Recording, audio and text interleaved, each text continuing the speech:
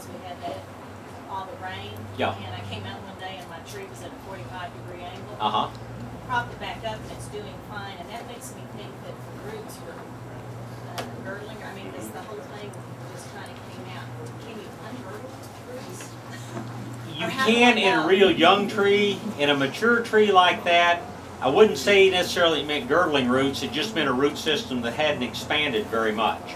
You can encourage the root system to expand by mulching it, by watering out away from it instead of right against the trunk. I doubt if it's worth unburying and looking for roots to cut. I don't think you'll accomplish much at this point. Okay, so it's just, I just don't want the tree to fall off. You know, it's one of those that I'm not sure. I had John Eder come out and he inspected for me this year. He took the deal off. Trust what Ed tells you. He will do the best he can do for you. I just don't want to come out. He's got a tree with character. There are a lot of people that pay big money to have a tree that grows like this. So. I just don't want it over on the neighbor's cars. I understand. Yep. Okay. Let me tell you one thing about oak wilt, and I'll answer more just pruning questions. Oak wilt is a serious disease of red oaks, or Spanish oaks, whatever you want to call them, and live oaks. If a red oak gets oak wilt, it will die within about 2 weeks.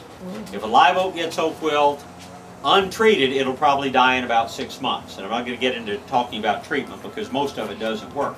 But the way oak wilt is spread 2 different ways. In the case of live oaks, you know, the roots actually graft together. My friend Brent Evans up at Cibolo Nature Center was telling me one thing they love to do is get kids out there, and they've got this huge grove of oaks. And they ask the kids, okay, how many trees are out here? And they start counting, and they come back and say 37, 45, 56, whatever. He says, no, really, we have 1 tree with 57 trunks. So oak wilt is spread through the root system of trees. Every interconnected tree, if one of them gets oak wilt and nothing is done about it, it will slowly spread until it affects every tree. We call it a mott, until every tree where the roots are interconnected. One good reason you don't want to get oak wilt. The other way that oak wilt is spread is by a little insect called a sap beetle. There are different sap beetles. There are nitty-doodle beetles, there are ambrosia beetles, there are several different ones. When a red oak dies of oak wilt, underneath the bark it forms what we call a spore mat. This doesn't happen in live oaks, even though they die of oak wilt. Only in a red oak, when it dies, underneath the bark it forms something called a spore mat, which has a real sticky substance associated with it. It may produce as many as 1 billion with a B spores. I know with talking about billions of dollars, people don't think that's a big number anymore, but it is a big number. And a billion spores can be a big problem. What happens is that these sap beetles happen to like this sugary secretion that goes along with the spore mat. So they go in and they feed on this sugar, and their bodies get coated with the spores, the seeds, so to speak, of this disease. Then they go back to their normal feeding pattern, which means looking for a wound on a tree where sap collecting. They fly up to start feeding on that sap, and they put the spore, so to speak. They inoculate the tree with this disease. Or then goes in, gets in the vascular system of the tree, and eventually that tree has the oak wilt fungus. So, what can we do to prevent that? Anytime we make a pruning wound that would bring sap to the surface in a live oak or in a red oak, we have to coat that until it can seal over. About 10 days for a fairly large wound to seal over. Probably takes 24 hours for a small wound to seal over.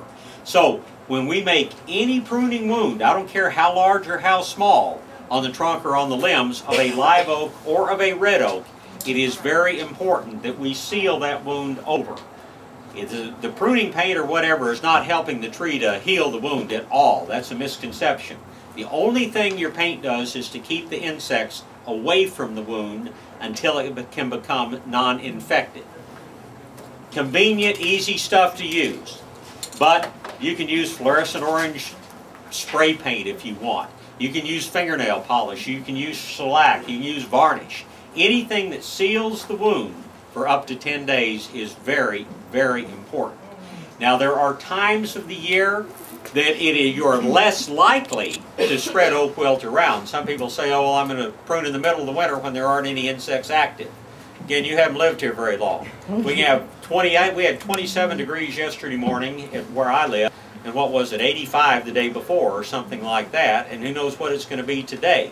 So it may be extremely cold when you make that pruning wound, but unless it stays extremely cold for 10 days, you still have the possibility of having insects active, which would spread it around. Now, oak wilt is going to be less of a problem as far as spreading this summer if it stays like it is, because in really dry weather, you don't form as many spore mats. Even though trees are dying of oak wilt, you don't have nearly as many spore mats formed. So in super dry weather, you might have a better chance of pruning without getting the potential for oak wilt started. But it's just Russian roulette. Anytime you prune a tree, an oak wilt or an oak wilt susceptible tree, red oak or live oak, if you don't paint that wound, you have the potential for getting oak wilt started. Now you've got that one tree with 57 trunks coming up. You get it started in one tree, you got the potential it's going to wipe out all 57 trees. What do?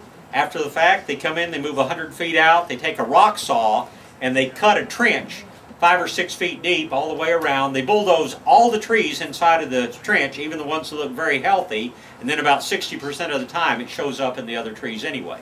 Bottom line, you don't want to get oak wilt started. The Forest Service recommends, as I recommend, that you paint every wound immediately after you make it. If you see these CPS idiots, it's not the CPS idiots, it's the tree service that they hired, and low bid, you know, it's just, we talk about Sunset Road, low bidders, yeah, we don't want to go there. It's not a pleasant subject, but if you ever see them out pruning on oak trees and not using pruning paint, call CPS and raise hell, because the power companies are the major spreaders of oak wilt, and they are supposed to paint every wound on every tree. Now realistically, theoretically, those little oak sprouts that come up in your yard, you mow them off with a lawnmower, you could actually have oak wilt started there.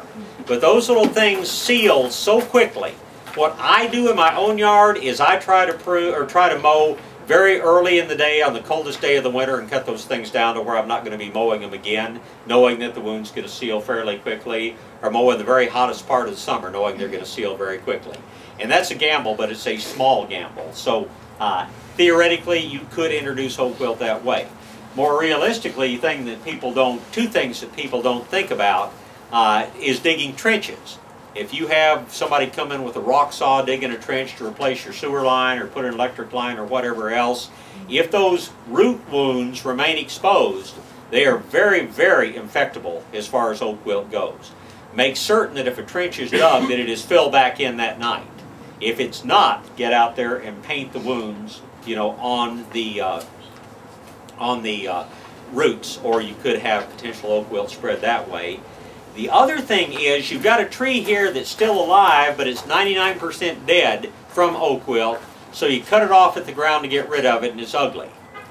Paint the stump, because that stump is still attached to those other 95 trees in the yard or in the area, and if you don't paint that stump on any tree that you've cut down, let's say it's a healthy tree that you cut down because it's too close to the house or whatever else, that healthy stump could be infected with oak wilt because it's still connected to all those others. I mean, if trees already got oak wilt, probably don't make a lot of difference. But if it's a healthy tree in a neighborhood where you had oak wilt, where you have the potential for it, which is just about anywhere, cut the tree down, paint the stump, because even though you've gotten rid of the tree, that stump is still infectable.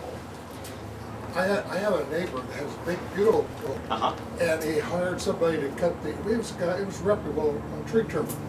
And they didn't paint it. They're not reputable tree trimmers. They just sprayed the trunk about 20 feet up and down the trunk. I'm sorry. I don't know what they sprayed it with, but does that work? No.